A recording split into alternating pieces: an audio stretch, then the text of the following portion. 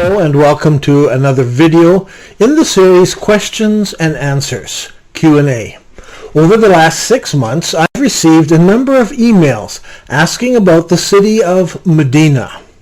Now, if you are new to this video series, let me back up and explain that in 2010 I wrote the book Quranic Geography, and a couple of years later I wrote the book Early Islamic Qiblas. A documentary film has also been made, The Sacred City, and that film is available on YouTube on this channel. Those books and the film put forward a theory that the original holy city of Islam was actually Petra in Jordan, which is where the Black Rock and the Kaaba building were originally located.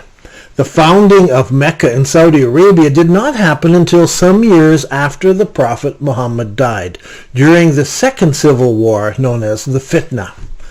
In the books and the media, I demonstrate that all of the mosques in the first 100 years of Islam face towards Petra in Jordan.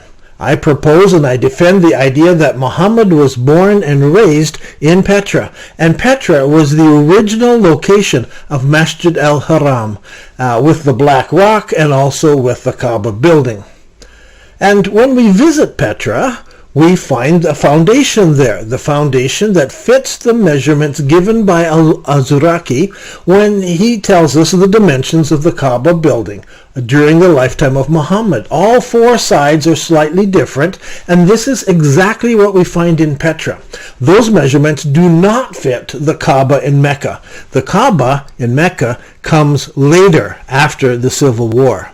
I then go on to provide over 50 other indications that support this idea in early Islamic Qiblas. Later, I made some YouTube videos and I demonstrated that some of the nations around Petra also referred to Petra as Mecca. Up until now, scholars have thought that references like this were errors and that the writers didn't know where the original Mecca was. They were making a mistake. But once evidence started to come that mosques all over the world during the first century of Islam all faced towards Petra, then it suddenly made sense. One of the many names of Petra was Mecca.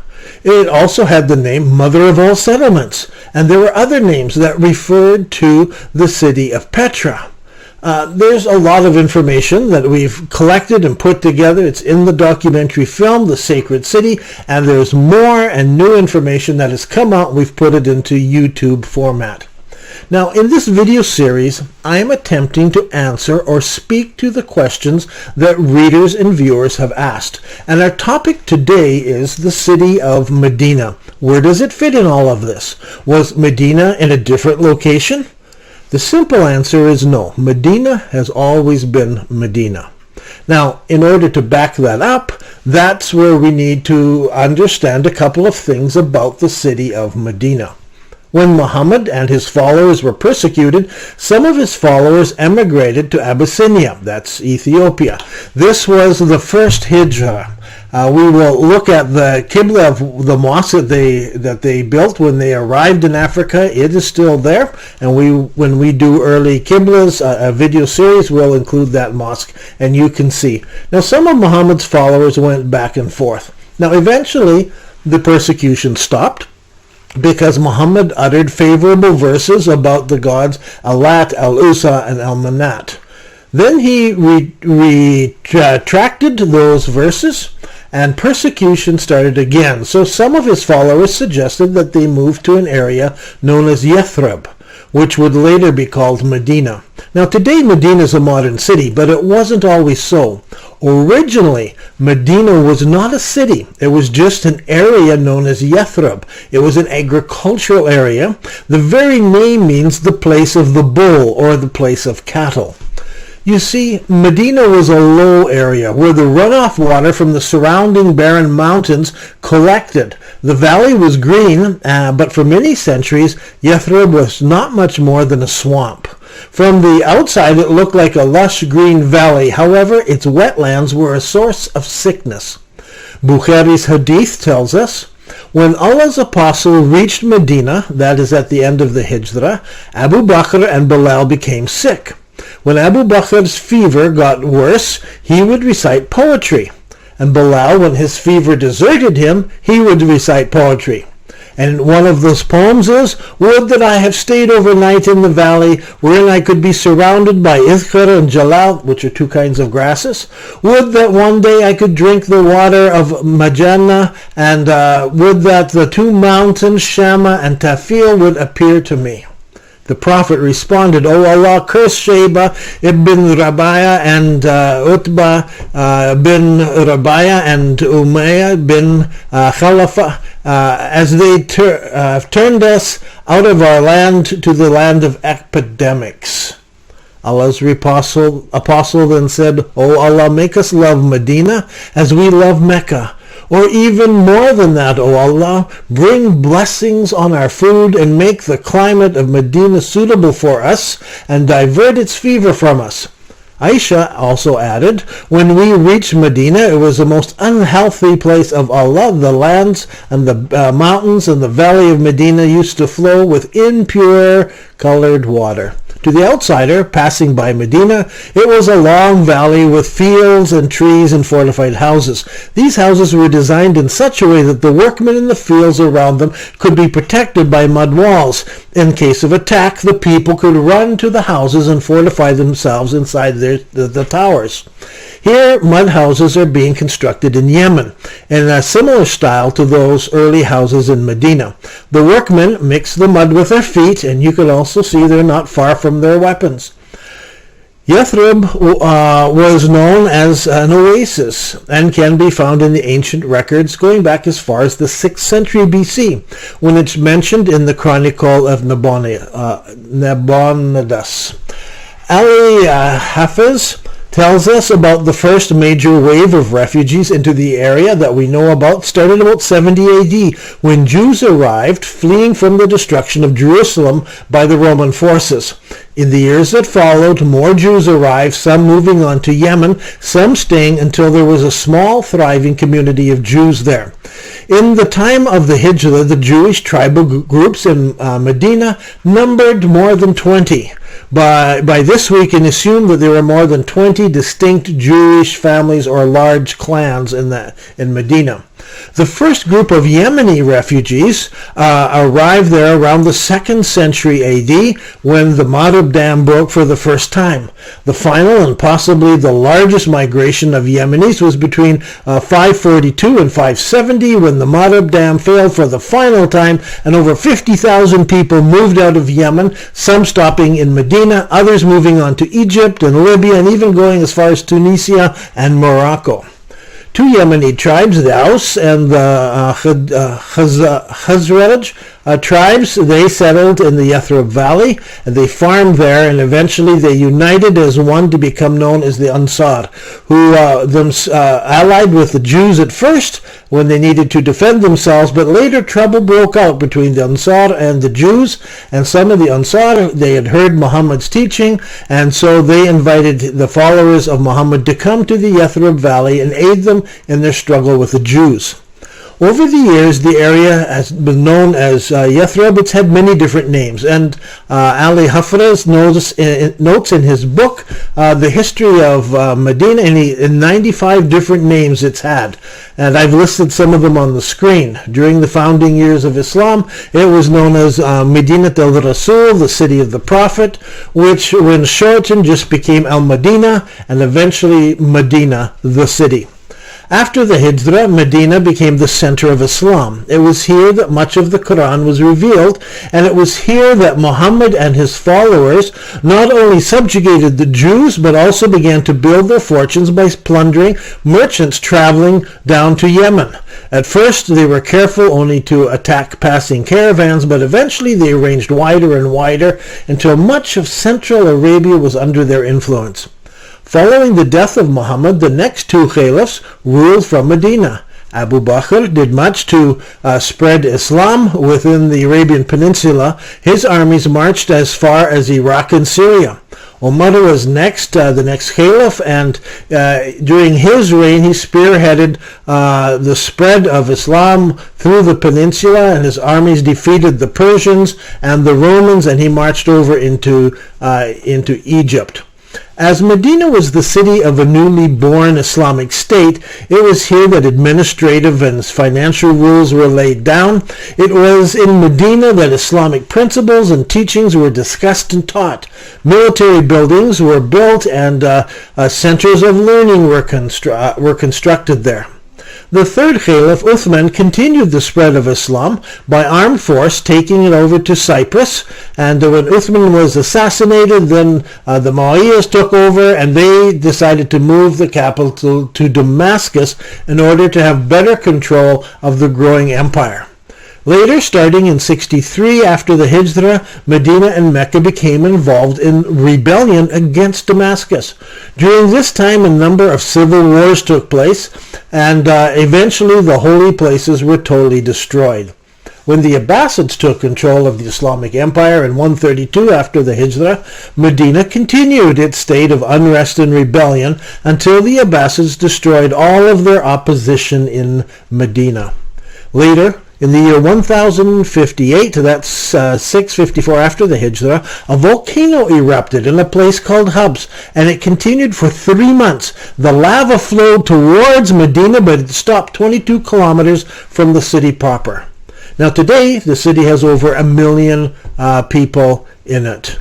There is little doubt that the modern city of Medina is the one spoken about in early Islamic history.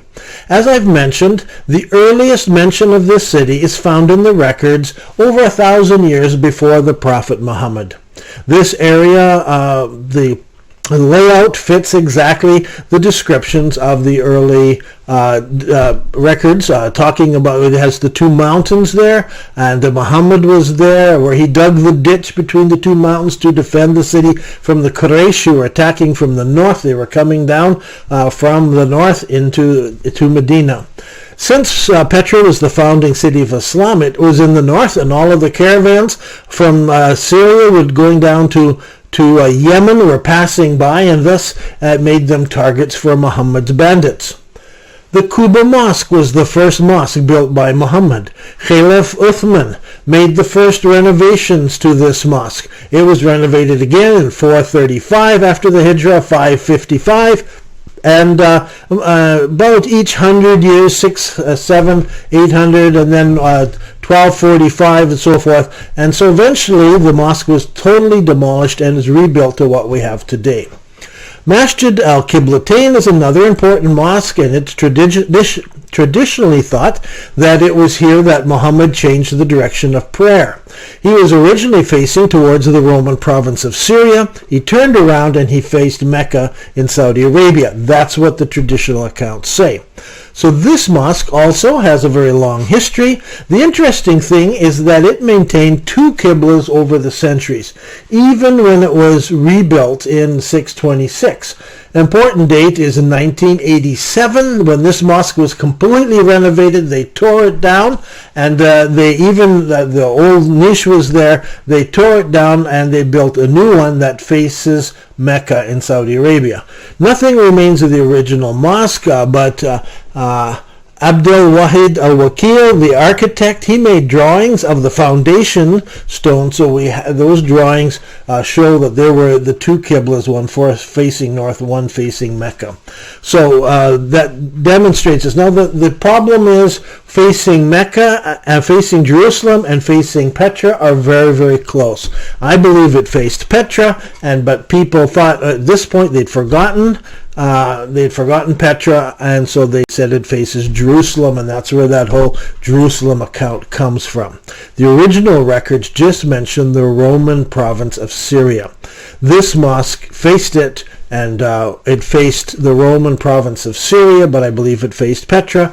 But we substantiate that by all the other mosques that we can look at the time, and all of them pointing to Petra, not to Jerusalem.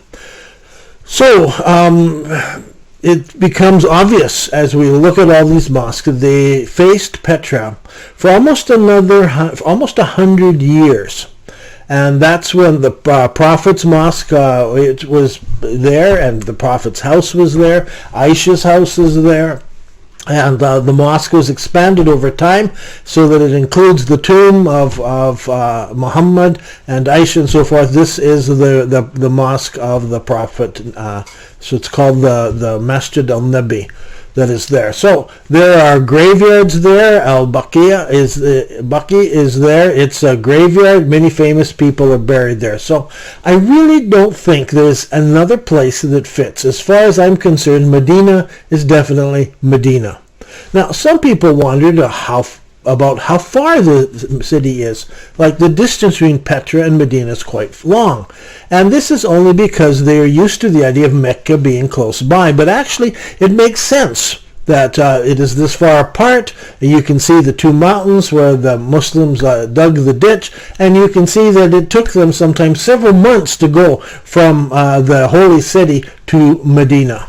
Now notice that whenever the Quraysh and those with them attacked Medina, like in the Battle of the Trench, they always came from the north. Mecca's in the south, but the attacks always came from the north. Many Muslims know the story of how Abu Sufyan, known as Shakr bin Harb, he attacked Medina. He was beaten off. Did you know Abu Sufyan paid taxes to the Byzantines? He was given an army, he was given military supplies from the Byzantines based in Damascus so that he could attack Medina.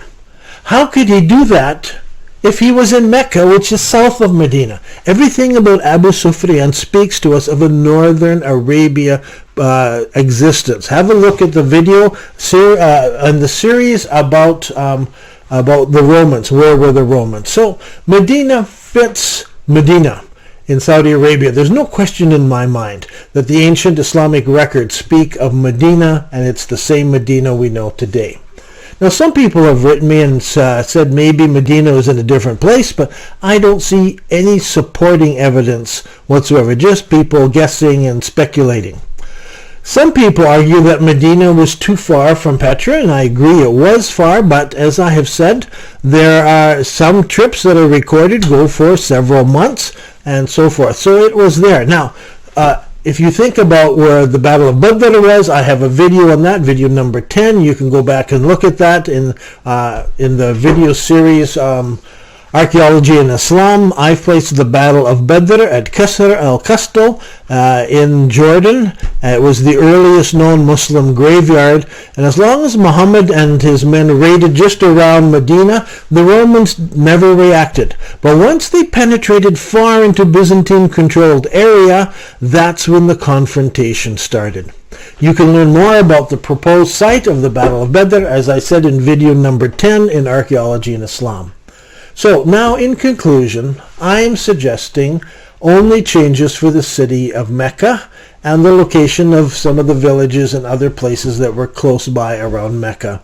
These, I believe, are references to the city of Petra, known in Greek as the mother of all settlements, and by the polytheists in Petra as Mecca, the Mecca.